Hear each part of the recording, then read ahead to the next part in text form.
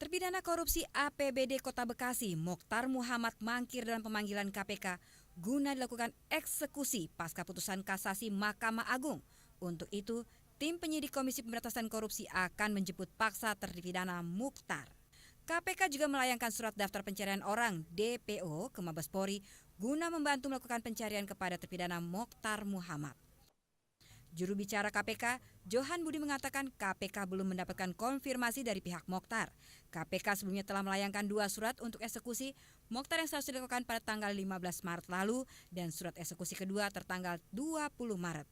Kemungkinan KPK juga akan mengeluarkan permintaan DPO ke pihak. Keberadaan MM yang ada di Singapura itu gimana? Informasi itu belum masuk ke KPK ya. Kita masih menduga yang bersangkutan masih ada di Jakarta atau Jakarta sekitarnya. Wali Kota Bekasi nonaktif Mokhtar Muhammad divonis 6 tahun penjara oleh Mahkamah Agung dalam sidang kasasi yang digelar Mahkamah Agung. Dengan jatuhnya vonis ini, maka vonis bebas yang dijatuhkan oleh Mahkamah Hakim Tipikor Bandung batal. Mokhtar melakukan tindak pidana korupsi menyalahgunakan dana prasmanan, penyuapan anggota DPRD dalam penyusunan APBD, penyuapan petugas Badan Pemeriksa Keuangan, dan penyuapan tim Piala Penilai Adipura. Sebelumnya upaya KPK untuk menjemput mantan anggota DPRD Kota Bekasi periode 99-2003 ini juga pernah batal karena tim pendukung Mokhtar menggelar aksi demo terkait rencana panggilan paksa oleh KPK. Ratusan simpatisan wali kota non-aktif Bekasi, Mokhtar Muhammad memadati rumah dinas wali kota. Mereka tidak mengizinkan KPK menahan Mokhtar. Simpatisan yang umumnya kader dan simpatisan PDIP ini terus berjaga-jaga di sekitar rumah dinas wali kota. Sejak KPK melayangkan surat panggilan, suasana rumah dinas wali kota Bekasi yang berada di dalam lingkungan pemerintah kota Bekasi terlihat sepi. Tim Liputan Metro TV.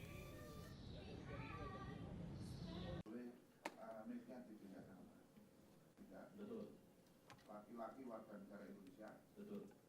Alamat rumah Jalan Situs Sari Asep Ahmad Sujana dan dengan perkara terdakwa Nur Baiti. Berikan keterangan disumpah lebih dahulu. Baik. Silakan. Kami mendapat informasi bahwa saksi Agus Condro juga sudah hadir.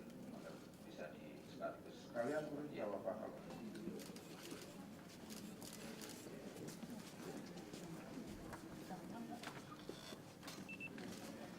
Agus Condro Pak Retno.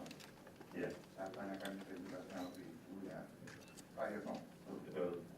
Lahir di Batang 29 Agustus 1961. Betul. Kedung Rejo RT 4 RW 5 Proyonangan Selatan Batang, aksi PDI Perjuangan periode 2003-2024 dan tentang yang kemarin insiden di Bangkok dan Jasa Marga. Iya. Nah, saya dengar ini kan Jasa Marga kemungkinan akan mengambil tindakan terhadap petugas pengelola ini. Kira-kira bagaimana Pak tanggapan dan terhadap Ya, yang pertama perlu kami sampaikan bahwa beliau terus memantau perkembangan dan berita yang ada di tanah air, Mas Zaki. Walaupun beliau sedang memeriksa kesehatan. Nah, makanya beliau barusan menghubungi saya untuk meminta agar dua pegawai ini tidak dijadikan korban karena insiden kemarin. Kenapa? Beliau mengatakan bahwa mereka ini memang melakukan kesalahan, tapi bukan kesalahan yang fatal, yang besar ya. Karena apa? Ini merupakan kesalahan sistem secara keseluruhan. Oleh karena itu, Pak Dahlan secara pribadi pun yang kemarin turut di sana, beliau juga merasa bertanggung jawab untuk itu. Tapi tindakan yang kemarin tiba-tiba beliau lakukan itu merupakan shock terapi, sehingga mengundang manajemen Jasa Marga itu untuk lebih care dan lebih peduli lagi terhadap ahli seperti itu. Diundangnya Direktur Jasa Marga kapan, Pak? Mungkin nanti setiba beliau dari China ya, kembali mendampingi kunjungan Presiden. Seperti Mas Zaki ketahui, beliau kan mendampingi Presiden di Beijing mulai besok tanggal 22, kemudian lanjut ke Hong Kong tanggal 25, berikutnya ke Korea Selatan. Nah, mungkin setiba beliau dari sana nanti tentu akan dilakukan konsolidasi, tapi kita yakin, beliau yakin bahwa sebenarnya Jasa Marga selaku perusahaan TBK sudah memiliki SOP atau sistem yang bagus. Nah, mungkin insiden kemarin itu merupakan sesuatu yang di luar dugaan teman-teman mungkin. Mungkin kalau masih sedikit tahu, Pak, apakah ada instruksi khusus dari Pak Dahlan misalnya kira-kira ini pembenahan dari pekerja yang lain ini akan, kalau tidak menjadi korban, apakah nanti akan ada misalnya perbaikan dari sisi pekerja atau dari sisi manajemen Jasa Marga? Iya, tentu perbaikan sistemnya sudah ada. Yang perlu diperbaiki mungkin bagaimana kontrol terhadap sistem yang sudah ada itu. Nah, mungkin inilah akan direview. Kita lihat kemarin Pak Dirut Jasa Marga, Pak Aditya Warman langsung mengumpulkan seluruh kepala-kepala cabang. Nah, dari review itu tentu nanti akan dilihat titik-titik mana yang lemah di situ sehingga mereka memperbaiki kembali. Pak Dahlan memberitahu Bapak via telepon? Ya, lewat telepon, lewat email, beliau terus memantau karena beliau sangat kepingin berita ini atau hal ini tidak lantas menjadikan kita ramai-ramai menghujat Jasa Marga. Bahwa Jasa Marga kurang, bahwa Jasa Marga perlu perbaikan itu iya. Itu tepatnya jam berapa? Barusan saja, sekitar 10 menit yang lalu. 10 menit yang lalu. Jadi intinya tetap Pak Dahlan ingin perbaiki Jasa Marga. Iya, beliau bukan hanya Jasa Marganya. Di sini kan ada dua sisi, Mas Zaki ya. Ada juga unsur Bank Mandirinya yang menjual e-tol card. Nah, beliau juga sudah gemes ini tentang hal ini karena apa? Penjualannya ini belum seperti yang beliau harapkan. Nah, sesuai janji direksi Bank Mandiri, insya Allah nanti awal Juli kalau saya nggak keliru itu akan diadakan pertemuan ya untuk melihat janji direksi Mandiri memenuhi target yang disampaikan oleh Pak Menteri kepada direksi Mandiri.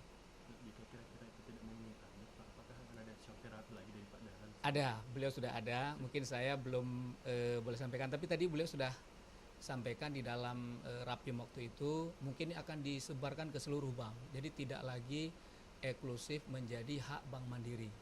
Tapi ini boleh nanti dijual oleh seluruh bank, baik bank BUMN maupun bank swasta. E-tol card-nya itu. Berarti Pak Dahlan sudah siap dengan mekanisme shock terapi apa kira-kira yang akan Sudah, diberikan? malah kan beliau Mas Zaki kalau perhatikan, beliau sendiri sudah pernah menawarkan diri untuk menjual. Menjual langsung, terjun di gerbang-gerbang tol. Saking beliau itu kepingin sekali agar kartu e-tol card ini betul-betul cepat penjualannya, sehingga tingkat antrian itu kan semakin kecil kalau ini sudah ada, tidak lagi dengan uang cash begitu sebetulnya. Nah, kemudian rencana kemarin saya juga dengar dari Jasa Marga untuk mengantisipasi kesalahan manusia kemarin akan ada penambahan jumlah gerbang tol otomatis. Ya. Yang ini mungkin masih dalam proses. Nah, apakah Pak Dahlan menginstruksikan untuk ini dipercepat agar untuk Ya, tentu kalau kita lihat Pak Dahlan, kalau bisa kerja 20 hari, kenapa harus 3 bulan? Kalau bisa kerja 1 hari, kenapa harus menunggu 10 hari? Pak Dahlan kan paling senang sesuatu itu kita melakukan atau berpikir di luar kebiasaan yang ada, jangan bisnis as usual istilahnya ya. Jadi beliau sangat sering, makanya Mas Zaki boleh lihat beliau sering sidak ke BUMN tanpa beliau beritahu. Beliau ingin mengetahui keadaan apa adanya. Termasuk yang terakhir kemarin saya mendampingi beliau ke Jombang. Beliau tiba-tiba saja meminta singgah di sebuah pabrik gula yang tidak ada orangnya, tidak ada siapapun, berantakan, kotor. Beliau masuk di sana lebih kurang 1 jam. Kemudian beliau duduk di lantai membriefing mereka, memberikan pencerahan dan sebagainya. Itulah sikap Pak Dahlan. Berarti kemungkinan tol ini akan dipercepat, ada ya Pak? Iya, Ada. pasti, Baik ya. pasti. Mungkin ke situ Pak. Terima Baik, kasih. makasih Mas Zaki. Baik Pak. Ini kalau boleh